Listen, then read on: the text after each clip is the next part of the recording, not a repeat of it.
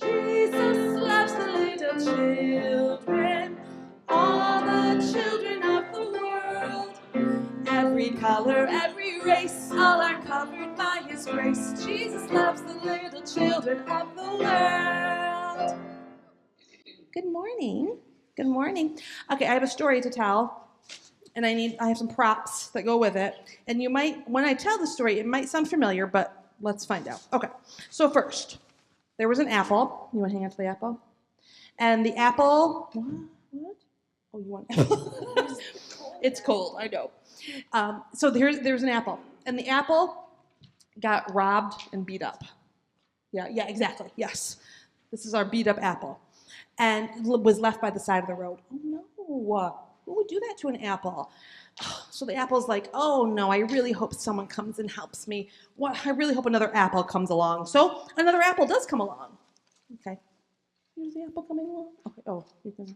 Well, we got to walk it past this hurt apple. Here.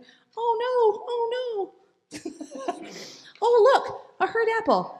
Oh no, I think it's a trap. No way, I'm not gonna help that apple. I'm just gonna keep going by. That's yours? Okay.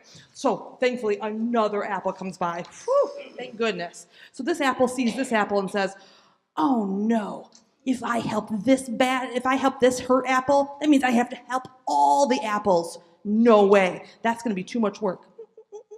Okay. Ready? Do you think another apple comes along? Oh, an orange comes by. An orange comes by, sees the apple, and says, oh no, the apple's hurt. I think I can help. And the orange helps the apple. Do you guys recognize this story at all? Do you recognize this story at all? It's a story we've heard. I know some of you have heard it many times. It's a Bible story, and you might know it by the name of the Good Samaritan. Does this sound familiar at all? Yes, I know we've talked about this story before. Jesus told this story to a group of people. He was telling them because his people, the Israelites, are just like the apples. And they said they really wanted to know who their neighbors were. They want to know, who do we really need to help? In fact, there was somebody that was asking that question, like, do we really need to help all the neighbors? Like, who really is our neighbor? Are the oranges our neighbors, or is it just apples? Like, who do we have to help? Because they know the story, the rule that love your neighbor as yourself. But they really want to know, is there some loopholes to this story? Like, is there a way to get around? Because I really don't want to love all my neighbors, because not all my neighbors look like me, think like me, act like me. I kind of don't know if I really want to help everybody. And so he tells this parable. Now, in this parable, in the story of the apples and oranges, who acted most like the neighbor? Was it it was the orange. The orange acted the most like the neighbor. Now, apples and oranges, they're different, aren't they? In fact, there's the saying.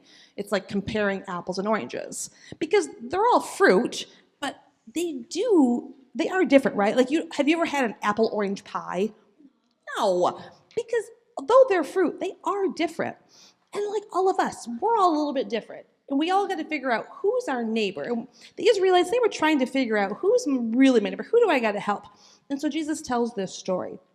Because in this story, we want to, pardon me, when we are in this story, we are the Israelites, and we're the apples. We're the silly apples, aren't we? And we sometimes need help from other people. And we don't care who helps us, do we? We want help from anybody. And we should be expecting help from other people, and we should be helping others. So we're going to go upstairs. We're going to read the real story, the real Good Samaritan story. And we're going to talk a little bit more about who really is our neighbor. And I think they're going to talk about that down here a little bit too. So let's head on upstairs.